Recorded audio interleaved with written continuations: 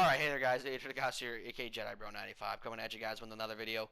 In this video, I'm going to be handling a couple of things, one related to the channel and my pursuit for the next generation of consoles, and also the second thing I want to discuss is basically the Houston Rockets implosion yesterday, or basically a couple of days ago now, because at the time of this video going up, it's been about 24 plus hours since the Houston Rockets basically exploded all over the NBA, and it's actually quite hilarious to see how much they imploded. But anyways, let's move on to the first topic at hand. So, just to give you guys an update on my PS5 pursuit, at 6 o'clock this morning, which is basically at Thursday morning, I ended up not being able to secure the PS5 at my local Toys R Us. Yeah, I know, I was that desperate to go to fucking Toys R Us, so I ended up just not getting one there. And then throughout the day, I went to various retailers, Walmart, the Source, which is basically Radio Shack for you American friends, for my American friends.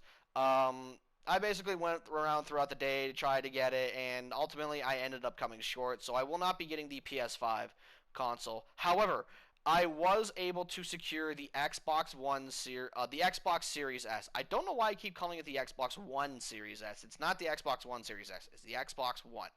It's the Xbox Series S. My fucking god, I hate my brain. So I managed to secure a next-gen console, and I actually do have the ability to purchase NBA 2K21 on the Xbox Series S digitally, as well as be able to get some VCs so that way I can get my player going and shit. So I will be definitely coming with you guys with some next gen gameplay, more than likely on Sunday, because that is when it does arrive, and I do want to get content out for you guys because I am way behind on the 8 ball. But then again, a lot of people who got their consoles were guys who were people who pre-ordered. So I will be on the lookout for Sunday because I will be live streaming it once I get everything set up on my account and I get everything up and organized and have all my things connected to YouTube, and let the streaming connected to YouTube as well. So do be expecting next gen content within the coming days. But with that being said, gentlemen, let's talk about the implosion and the absolute circus that is the Houston Rockets. Because oh my God, the Rockets just imploded yesterday, and it's actually quite comical to see because it's rare that you see a team basically disintegrate in one off season. So basically, for those of you that were not paying attention to the news, the NBA news, basically, here's what happened. Russ wanted out. Russ now has demanded a trade from the Houston Rockets because he believes that he can still be that floor general player for the Rockets, which I'll touch on that. I'll touch on a few of these things.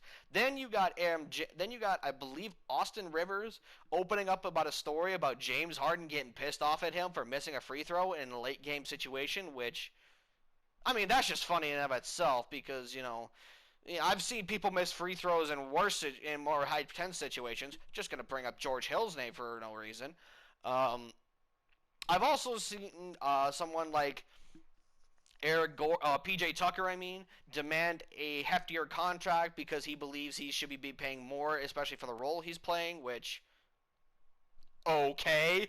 And then there is Eric Gordon and Daniel House, who believe that who were not happy with their roles in the Rockets offense because of the fact that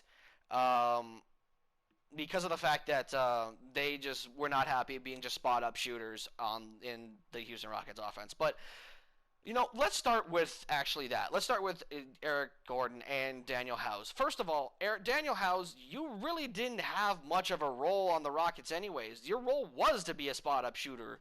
I'm not trying to be mean or nothing, and you're probably a better basketball player than I ever will be, but you are how do I say this? You really don't have the skill set to get an increased role in today's NBA. You're a spot-up shooter that can defend the perimeter for the most part and can get put-back dunks.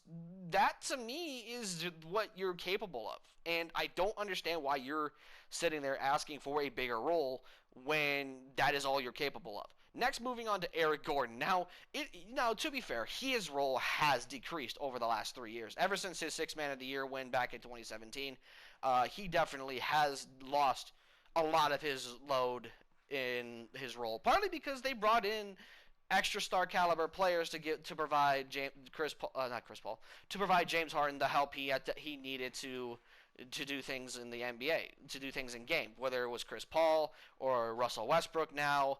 They added they added star caliber talent, and obviously those star caliber players are going to get bigger roles because that is just the nature of the NBA. The stars get bigger roles, and then the role players, not as much. So I get why Eric Gordon's upset. However, I don't necessarily know if he could get a bigger role on a different team because he's like 30 some odd years old. He's coming off the worst season of his career, or at least one of them in my opinion. I don't know about the worst. His contract he's being paid about like what, 20, 15, like $25 million. I don't know how much he's being paid, but he is overpaid as fuck, and you're not gonna get that role that you used to have back in 2017 because of the situation at hand, and also just due to the fact of, um, you know, your age, and you're not gonna get any younger. And in my opinion, you should just be happy with the role you got. I'm not trying to, again, not trying to be a dick because these gentlemen are all infinitely better at basketball than I could ever hope to be. But the role you have, Eric Gordon, it's not going to increase anywhere you go. Like, unless you just go to a really garbage team, which I think is very unfair to you because I think you could still be a quality scoring spark off the bench for a championship caliber team that, quite frankly, there are a few teams in the NBA that actually could use your scoring punch off the bench. For example, the Milwaukee Bucks. The Bucks could definitely use your scoring off the bench.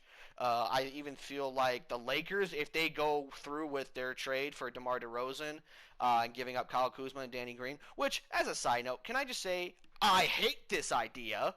Getting DeMar DeRozan on the Los Angeles Lakers is a horrible idea, but that could be another discussion video if you guys want to see that later on.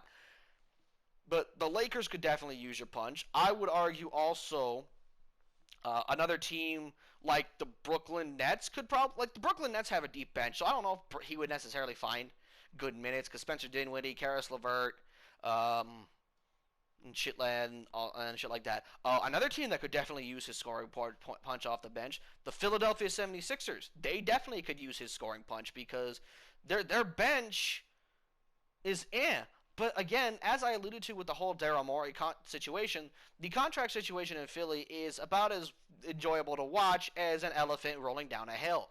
So there's no way you're going to be able to get into Philly to get that role that you want. So I don't know what's next for Eric Gordon. Does he stay in Houston? Possibly. Does he get traded? More than likely. But I'll touch on what I think the Rockets should do later on. Moving on, let's talk about Russell Westbrook because, dear me, Lord, hell my God, hold me back. Okay, Russell Westbrook, okay, I get the confidence. I understand his confidence. His confidence is there. He still thinks he can be the lead guard for a great team. That's fine. However, results over the last few seasons have dictated that no, he cannot. The results of the last few seasons have dictated that he cannot be the lead guard on even a playoff team, in my opinion. Because we literally saw it in 2017, 18, and 19, where all 3 years he was one of the biggest, if not the biggest reason that the Thunder ultimately folded, especially in 2019 when he got thoroughly dominated by Damian Lillard. So, like, the results are there, and I get the confidence, but if the results are there, Russ, you need to understand and take a step back to realize that if the results are there, you need to change. But he has not learned. Okay, like, even in Houston, he still was not that great, especially in the postseason in the second round against the Lakers. He was terrible, just absolutely dog shit. I don't know why D'Antoni played him those minutes, especially in minutes like game especially in games like I think it was like game 3 when he had like 4 or 5 fouls and he was still playing. I think it was game 3. So like it's clear that he has not learned his lesson, and it's just mind blowing to me that he still thinks he can be that lead guard. Now I've heard teams that want him are the Hornets and the Chicago Bulls. First of all, please for the love of God don't go to Charlotte. That is a hellhole that no great player should ever want to go to. I'm sorry. Let's just call a spade. That is a hellhole that nobody should ever want to go to. I don't know why you would like to go to Charlotte. But Chicago is interesting for the wrong reasons. Because Chicago definitely needs a playmaking guard like Russell Westbrook. I'm not going to sit there and disagree with that. Kobe White, he's not that dude.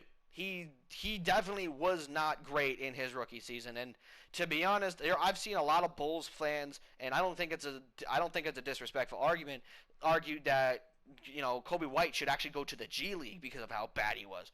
Again, this is just something I've seen, and these are some glimpses that I've seen. These are things that I've heard, and some glimpses I've seen of him while watching games for the Chicago Bulls. But it's clear that the Bulls need a lead guard like Russell Westbrook, who can facilitate, take some pressure off Zach LaVine, especially with great spot up shooters like Lauri Markkanen, Zach LaVine, Otto Porter Jr. if they retain him, Thomas Satoransky, and if Davis Bertans had a quality shooting year for a big. So the Bulls have a lot of great shooters, but again, putting yourself in a situation to where you be the lead guard for a team that is probably a 7th seed to get trampled by the Nets or the Bucks is a disaster waiting to happen. And yeah, there's just no other way to look at it. That is a disaster waiting to happen if he goes to Chicago. So, do I think Russell Westbrook will get traded? More likely. He definitely is asked to be out, so I think he will be dealt by the time the season starts, but it's going to be an interesting situation to wherever he goes. Next, and this is probably going to be my last point, and this is a conversation that nobody is addressing. When are we going to hold James Harden to the same level of accountability that we held other players to when it comes to not being able to lead their teams past leading their teams to the finals, or even just like keeping pieces in line?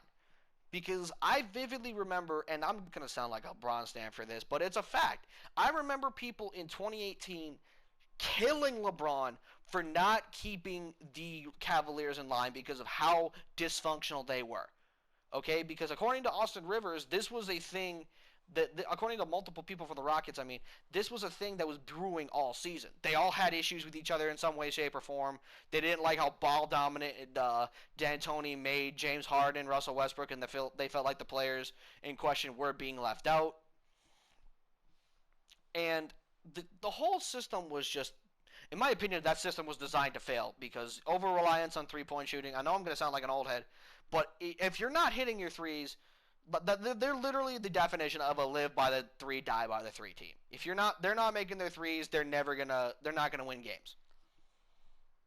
But anyways, back to Harden. I remember everybody vividly killing LeBron in 2017, 2018 for not keeping the Cavs together because, everyone was like, oh, if his leadership is so great, why can't he keep everybody together? No, the fact that the Cavs are losing games, blah, blah, blah, blah. And then when the roster flipped over and apparently there was a whole bunch of issues that leaked into the public for, Isaiah criticizing the Cavs practice habits, people like Kevin Love leaving the game early to a panic attack. I don't think those are the only ones I can remember at this time. Everybody killed LeBron for it. And then the Cavs ultimately flipped over those players, got a bunch of other shooters and young players, and it was just something that was, everybody killed LeBron for. And yet I don't hear the same thing for Harden not keeping his teammates in line and keeping them together because, if he is supposed to be that great of a player, why can't he keep his team in line?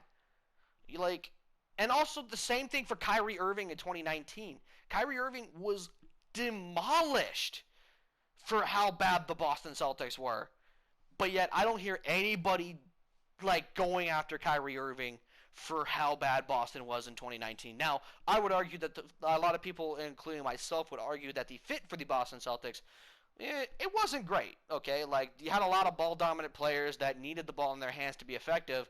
And when you put that in a situation, you can't just put a bunch of talented pieces together and expect it to work. No, everybody needs a role. Everyone needs to have different varied skill sets, and it was just a mess all around. And which is why the Boston Celtics this year were much better as Kemba Walker slid into that point guard spot, and he was able to adjust to Jason Tatum. And now Jason Tatum had took that step forward, and he is now potentially going to be an MVP caliber superstar who can lead Boston to a championship once he fully develops. But everybody killed Kyrie, but nobody's killing James Harden for not keeping the pieces in line. And again, and this is just something I've heard. I relate it to me in the comment section if you guys agree or disagree with what I'm about to say, or if you guys know if this is true or not. But everyone kills someone like LeBron for handpicking the teammates he's played with. However, didn't James Harden ask Daryl Morey to go out and get Chris Paul? Didn't he ask Daryl Morey to trade Chris Paul to go get Russell Westbrook? Or to go fire Kevin McHale? Or to get Dwight Howard and then ultimately try to trade Dwight Howard? I don't hear anything about James Harden in that situation. But yet everybody, killed, obviously LeBron, Kobe, Michael even. They all had issues with things going on in the team, and they took their grievances to management, and they all told them to shut the fuck up and figure it out, okay? Do your goddamn job, basically. So when are we going to have this conversation about that with James Harden?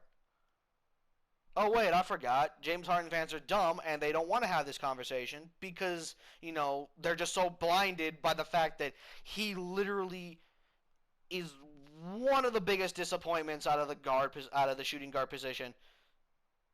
Honestly, since Tracy McGrady, and I'm just going to say that right now. I know a lot of people will disagree with me, but he has been a huge disappointment for the Rockets. He is one of the biggest reasons. I'm not going to sit there and say he is the sole reason, but he is one of the biggest reasons that the Rockets could not make a finals appearance. He is one, especially in years especially 2018.